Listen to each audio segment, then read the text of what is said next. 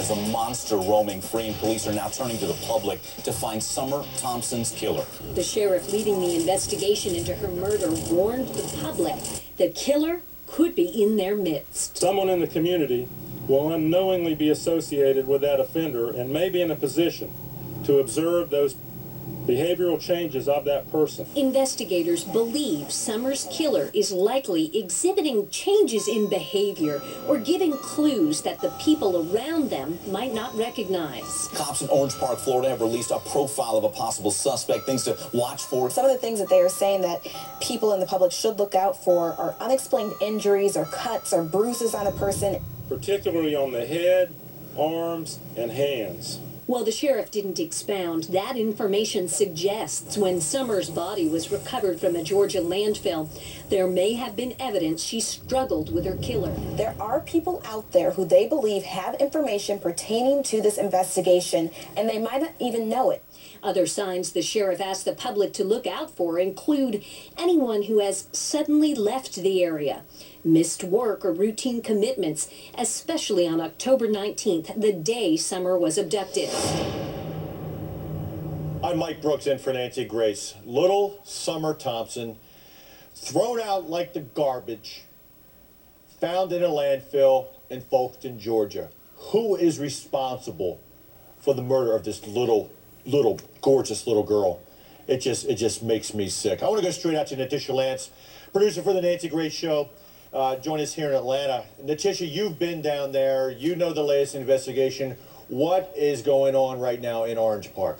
Well, the latest in the investigation, Mike, is that there may be a break in the case, at least according to a district attorney who is about 200 miles away from where Summer Thompson went missing. Now, there is a man by the name of Kenneth Kellum. He's 36 years old. He was just recently arrested on about 8 charges of trying to abduct 2 fourth-grade boys. Now, among those charges is attempted child molestation. He was recently arrested, and this district attorney believes, due to the geographic closeness to where Summer was abducted from, that he could also be connected to the Summer Thompson case. That's amazing. And now I want to go straight up to Greg Edwards. He is the Dougherty County District Attorney, joining us by phone from Albany, Georgia.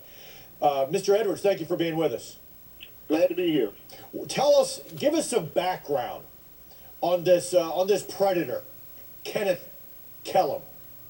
Some of the information that we have include the fact that he was released from Florida in 2008. He is a convicted sex offender, and one of the things that struck us in our investigation relative to what was going on with him here was his modus operandi. In other words, he was loitering near an elementary school. He had a van that appears by current appearances to be set up for the quick abduction and molestation of a child or an adult for that matter. Now, why do you say that it was set up? Did you believe the van may have been set up for a quick abduction? Well, there are things that have been revealed from our search warrants that lead us to this conclusion. I can't get into many more details at this point. Understandable. Because, of course, our case is still pending, but we think that the mobility afforded him by his van and the geographic feasibility of his being a possible suspect is why we notified the authorities in Orange Park about our findings. If you make a quick glance at the map, you would see that, that's really about a 2 or 3 hour drive from here in Dougherty County, from Orange Park. Not taking the interstates. Exactly, not far at all. I mean, I used to live, I lived down near Brunswick on St. Simon's Island when I was at the Federal Law Enforcement Training Center. I used to come down there. I mean, it's not far at all. You come right down from Albany, down Valdosta, and you're almost right there in Jacksonville. That's correct. Now, the thing is, there has not been a direct connection between what we have and what's going on in Orange Park. But we felt obligated to pass that information on at that moment once we gleaned what we could from our investigation. Absolutely. And of course, we just wanted to make sure that the authorities in Orange Park, we did not have privy to their investigation, but of course, we felt it imperative that they at least get this information. I've been advised that they have well over 1,500 or so tips that they were following up on. But of course, we wanted to just let them know what we had. No, and I think I'm really glad you did that because we need to find the killer of Summer. And we know that this guy is a registered sex offender in Florida, has a history in the Tampa area. So, you draw a line between Tampa, Orange Park, and Albany, and you got a little triangle that cuts all the way across the state of Florida up into Georgia. I hope and pray that this guy has something to do with it because this guy's been a predator for too many years. Joining us by phone, a very special guest. Joining us by phone from Orange Park, Florida, is Samuel Thompson, the father of Summer. Mr. Thompson, thank you for being with us again. Thank you for having me very much. Well, you've heard what Mr. Edwards said. What are your thoughts, right off the top of your head? Well, my first thoughts are, if he's the guy who killed my little girl, I want the first 10 seconds with him. I don't blame you. My second thought is, God says that I have to forgive this man for what he's done, and I have in Jesus' name.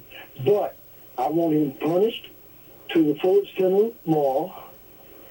And if Florida has the death penalty, he deserves it. But if this is not the man who hurt my little girl, then he doesn't deserve the punishment for what happened to my girl. Mr. Thompson. I just want the right person. I want justice to be served the way it's supposed to be. And I can't tell you the pain that this person who took my daughter from me has put me through. It's almost put me through the point that I don't want to take my next breath. And God tells me to go on. We're going to go on, and we're going to have.